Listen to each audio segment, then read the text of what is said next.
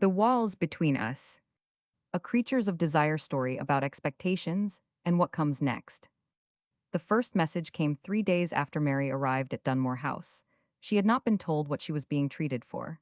The admittance papers, which she had glimpsed upside down on Dr. Alderton's desk before a nurse turned them face down with practiced efficiency, used the phrase morbid attachment to persons of her own sex, a phrase Mary found almost admirably honest compared to the words her mother had actually used, which were disgusting and ungodly, and I cannot look at you.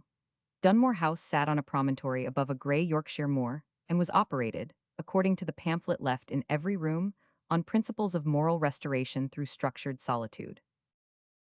The structured solitude meant that Mary spoke to no one except nurses and, twice weekly, Dr. Alderton, who had kind eyes and cruel certainties and who asked her the same questions each time and wrote down her answers in a leather notebook she was never permitted to read. The walls of her room were plaster, painted institutional green. They were thick enough to muffle sound, but not, she would discover, to stop it entirely. The first message was a pattern of knocks. 3 short, 2 long, 3 short. Mary lay in her narrow bed and stared at the ceiling and told herself it was pipes. She told herself this for approximately 4 minutes before she sat up, crossed to the wall, and knocked back. 3 short, 2 long, 3 short. Silence. Then 2 long, 1 short. She pressed her palm flat against the plaster and felt nothing, no warmth, no vibration, but knocked again anyway, and something in her chest opened like a window. What she did not know then, and would not know for some weeks, was that the knock was not only a knock. That the woman on the other side of the wall had pressed her lips to the plaster and breathed a word into the stone before her knuckles ever touched it. That the sound had traveled not through the wall but through the wall, carried in the mortar's memory, threaded through old lime and horsehair like a voice through water. What Mary felt, pressing her palm to that green plaster in the dark, was not warmth. It was intention. It took them a week to build a language. Not letters, that would have required more patience than either of them had, but a vocabulary of states. I'm frightened was 5 short knocks in quick succession. I'm all right was 2 slow ones. Are you there was the 323 always, first thing in the morning and last thing at night. Yes was 1 knock. No was 2. Listen was a long rolling press of knuckle against plaster, barely sound at all. By the end of that first week, Mary was certain that the person on the other side was alive and deliberate and afraid and stubborn. She named her Tuesday because the first real exchange happened on a Tuesday morning when the rain came sideways off the moor, and the nurses were distracted, and they had nearly 2 hours undisturbed. She could not have explained what made Tuesday's knocking feel different from ordinary sound. There was something underneath the rhythm, not quite resonance, not quite heat, that settled in Mary's chest like a coal. After every exchange, she felt clearer than she had before, as if the conversation had swept something out of her. Her headaches, which had been constant since admission, stopped entirely. She slept without the bad dreams. She did not question this. Dunmore House was full of strangeness. She simply pressed her palm to the wall each night and felt that warmth that wasn't warmth and let herself be grateful for it. She was in love with Tuesday within a fortnight, which seemed, given the circumstances, approximately on schedule. She saw her for the first time at the end of the 3rd week. Dunmore House permitted its patients 1 hour of outdoor exercise per day, in a walled garden that offered views of the moor in one direction and the institution's gray stone face in the other.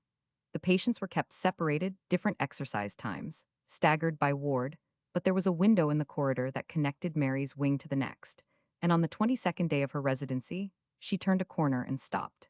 The girl on the other side of the glass was being led away by a nurse. She had dark hair cut short, done to her rather than chosen, Mary guessed.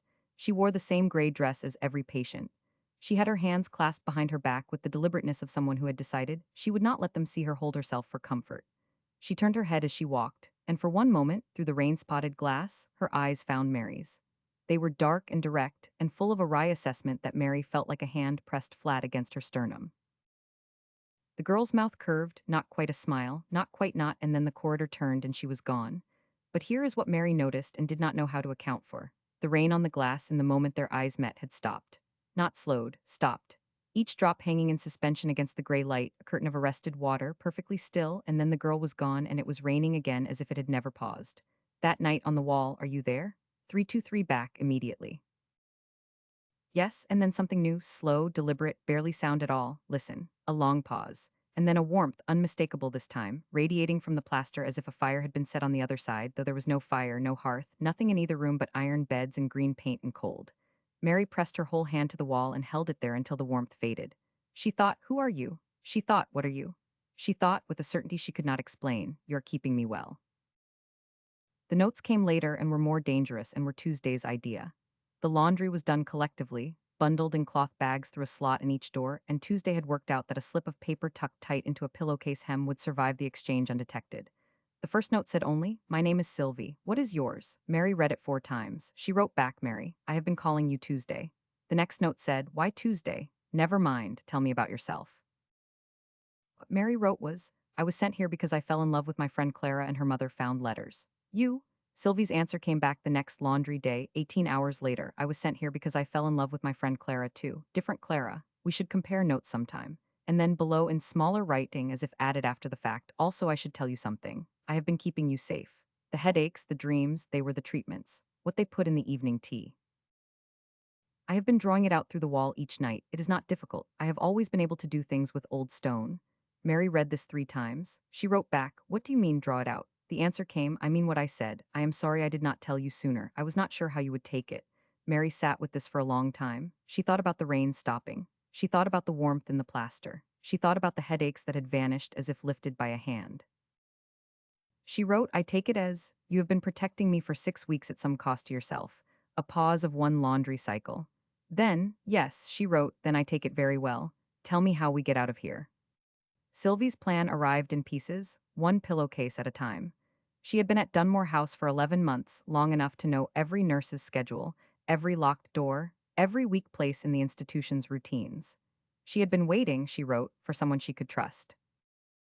She had not trusted anyone until she felt Mary knock back through the wall that first Tuesday morning, felt the particular quality of her. "The word I keep using in my head," Sylvie wrote, "is clean, but that is not quite right. Uncorrupted. You came in here and they had not touched the real part of you yet and decided." The plan required 3 things. First, a night when the upper floor nurse was absent, giving them access to the connecting corridor unobserved. Second, Sylvie's work on the locks, which she had been doing slowly and carefully for 2 months, not picking them but persuading them, she wrote, in the particular way of very old iron that has been in the same place long enough to want things. "Locks are not complicated," she wrote. "They want to be open. That is their whole purpose. You simply have to remind them." Third, the outer gate, which was newer iron and less amenable to persuasion, and which would require something larger. Something she had been building toward since before Mary arrived, accumulating in the walls the way water accumulates in stone, slow, patient, invisible until the moment it was not. "When the time comes," she wrote, "I will need you to trust me. I will need you to hold my hand and not let go, regardless of what you see." "Can you do that?" Mary wrote back, "I have been talking to you through a wall for 6 weeks. I think I can manage holding your hand." The answer came, "I think I am going to like you very much."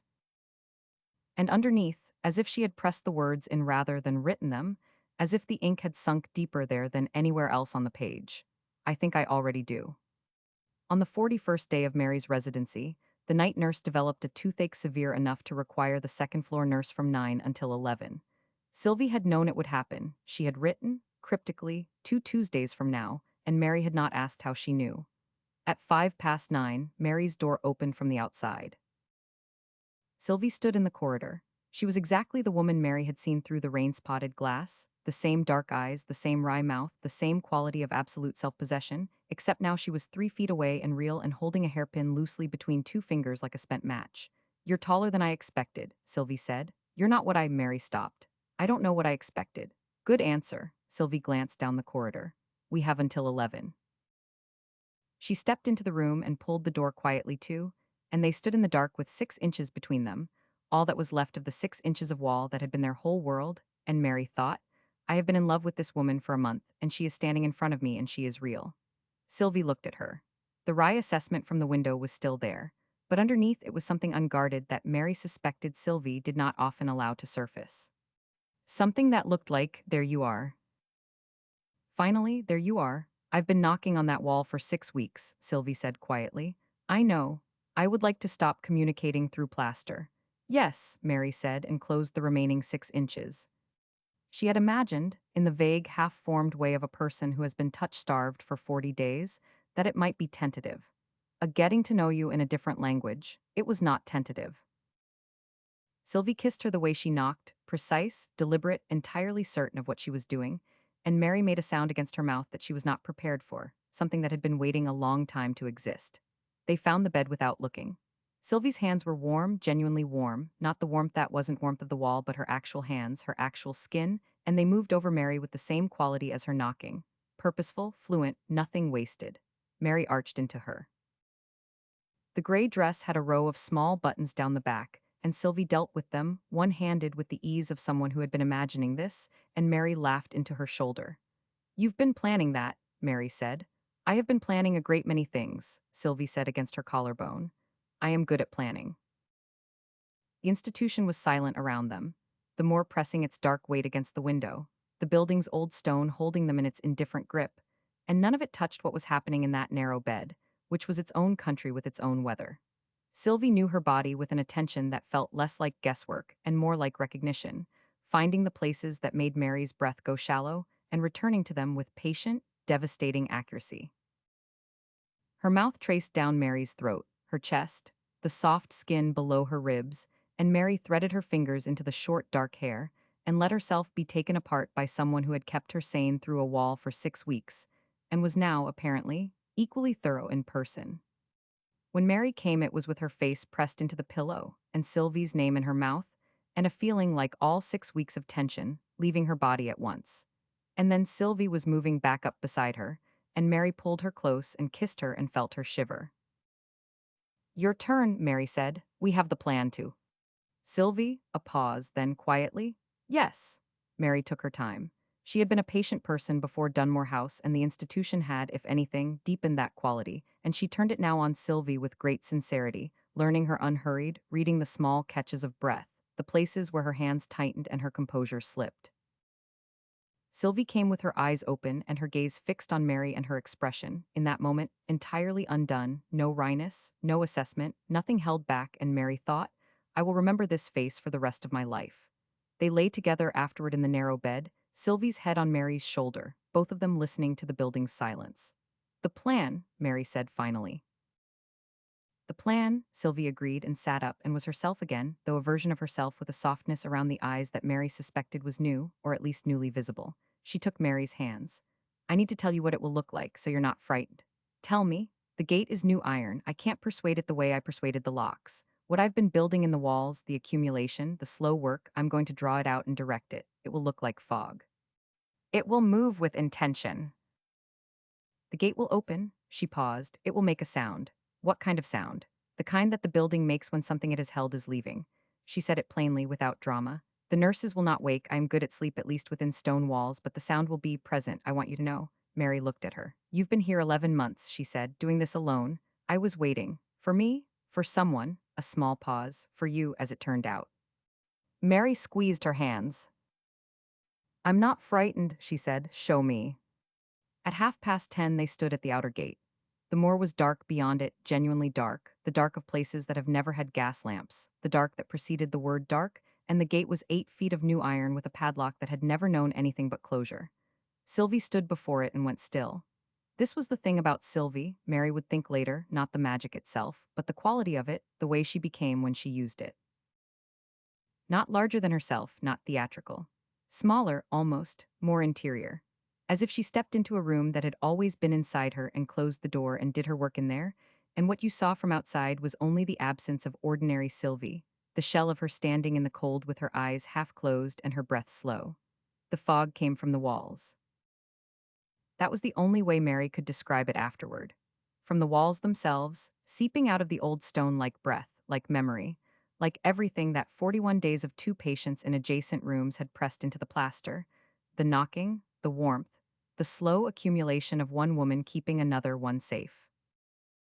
It gathered at Sylvie's feet and moved with her as she stepped toward the gate, and the sound came with it, low and resonant, below hearing almost, felt in the teeth and the chest, the sound of a building releasing something it had held.